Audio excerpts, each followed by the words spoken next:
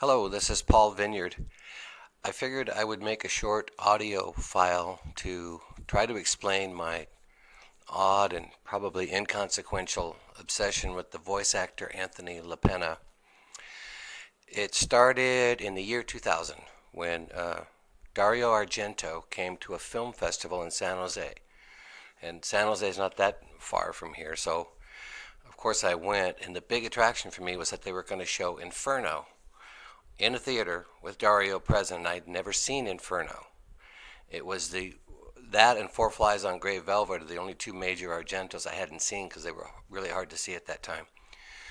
So I go to the Inferno screening. It's at 4:45 in the afternoon on a weekday, and there was about 8 people there at a very nice theater in Saratoga, which is next door to San Jose.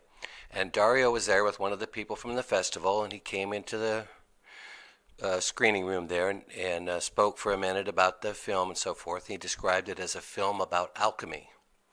And I was primed for a really great experience because I'd never seen this film, and Dario was there and everything. So the lights go down, and I'm sitting in the sweet spot in this theater, about 2/3 of the way up, right dead in the middle.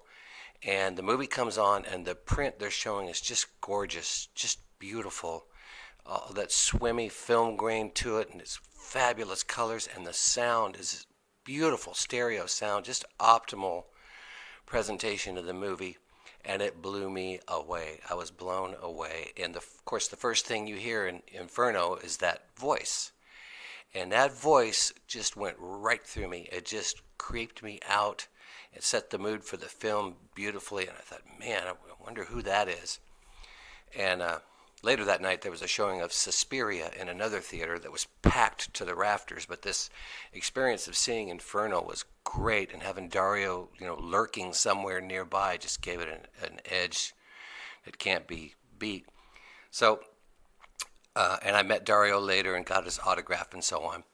But a few months later, Inferno came out on DVD, and I took it home and played it, and it all came back to me. It was just as great at home as it had been, and that voice just really stuck with me. And I kind of thought, you know what, I need to figure out who this is. I need to listen for this voice and see if I can get a handle on who this guy is. And over the coming years, I began to realize that this voice was in all kinds of European cult films, especially Italian cult films. I could hear him in spaghetti westerns, in the gothics, in the giallo films, war films. And I began to realize this guy was everywhere, and he was really good, real good. One of the best voice artists ever. I'd put him on a par with Orson Welles and Paul Frees, let's say. So about 2 years ago, but I still didn't have a name or a face to go with who this was. So about 2 years ago, there was a Mill Creek budget DVD with, I don't know, 4 or 5 tacky horror films on it, and one of the films was The Brain That Couldn't Die. Now, I've seen The Brain That Couldn't Die several times over the years since childhood, but I hadn't seen it in years. And I sit down to watch the film, and it gets to the scene where the laboratory assistant with the mangled arm, character's name is Kurt, and the guy begins to speak, and I just about fell out of my chair.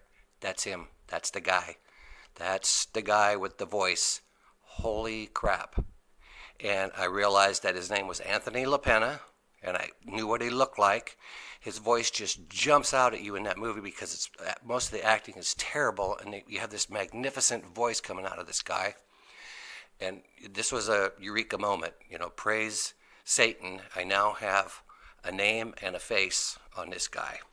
And I looked up his filmography immediately on IMDb and realized, Anthony Penna, also known as Leslie Daniels, and they had a number of his roles in there.